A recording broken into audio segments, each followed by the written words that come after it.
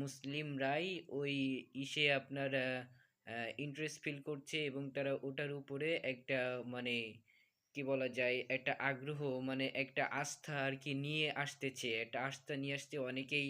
হ্যাঁ, শুক্রিয়া প্রকাশ করছে, এরকম বিভিন্ন কমেন্ট আছে অনেকের মুসলিমদের। তো তারা ওইখানে বলছে, খ্রিস্টানরা তারা বলছে যে এই পৃথিবীতে বা দুনিয়া পরকালে কোনো কালে কেউ কখনোই নাজাত দিতে পারবে না একমাত্র প্রভু ঈসা মাসি সারা, প্রভু ঈসা আলাইহিস সালাম সারা কেউ কখনো নাজাত দিতে পারবে না, কেউ কখনোই নাজাত দিতে পারবে না। ইনজিল শরীফে নাকি আছে, তারা আবার ইনজিল শরীফ নামটাও ব্যবহার করছে, যে ইনজিল শরীফে নাকি আছে। তারা বলছে যে ঈসা মাসি আলাইহিস সালাম তিনি ছাড়া কেউ কখনো নাজাত দিতে পারবে না, স্বর্গরাজ্য দিতে পারবে না। এজন্য যদি আপনারা নাজাত পেতে চান, যদি আপনারা যারা নাজাত পেতে চান, অবশ্যই ঈসা মাসির দেখানো পথ অনুযায়ী আপনারা যদি চলতে পারেন, তাহলে অবশ্যই আপনারা নাজাত পেয়ে যাবেন। নাউজুবিল্লাহ। যদি নাজাত পেতে চান, ঈসা মাসির দেখানো পথ অনুযায়ী চলতে হবে, আর ঈসা মাসি ছাড়া নাকি কেউ কখনোই নাজাত দিতে পারবে না। অথচ নাজাত দেওয়ার মালিক, জাহান্নাম থেকে জান্নাতে দেওয়ার মালিক কে, কথা বলেন।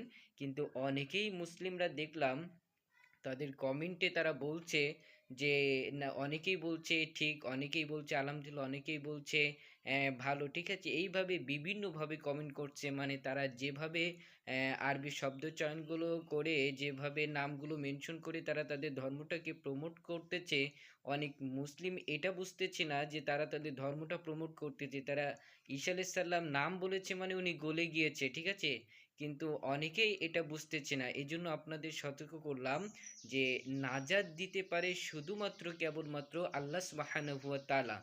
আর কোনো ব্যক্তি যদি এখন ঈসা আলাইহিস সালামের দেখানো পথ অনুযায়ী চলে, তাহলে ওই ব্যক্তি হচ্ছে জাহান্নামে যাবে, ওই ব্যক্তি মুশরিক। কেন?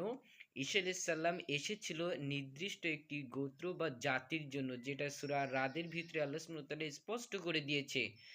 সূরা রাদের ভিতরে আল্লাহ সুবহানাহু ওয়া তাআলা স্পষ্ট করে দিয়েছে যে, এবং সূরা ফাতিরের ভিতরে যে আল্লাহ সুবহানাহু ওয়া তাআলা স্পষ্ট করেছে যে প্রত্যেক নবীকে আমি একটি জাতি বা কওম নির্দিষ্ট সময়ের জন্য প্রেরণ করেছি, কিন্তু মুহাম্মদ সাল্লাল্লাহু আলাইহি সাল্লামকে আমি প্রেরণ করেছি সমস্ত পৃথিবীর সমস্ত বিশ্ববাসীর জন্য রহমত হিসাবে, এবং সমস্ত সব কিছুর প্রতি রহমত হিসাবে, এবং সমস্ত মানুষকে হেদায়েতের পথ দেখানোর জন্য আমি মুহাম্মদ সাল্লাল্লাহু আলাইহি সাল্লামকে প্রেরণ করেছি।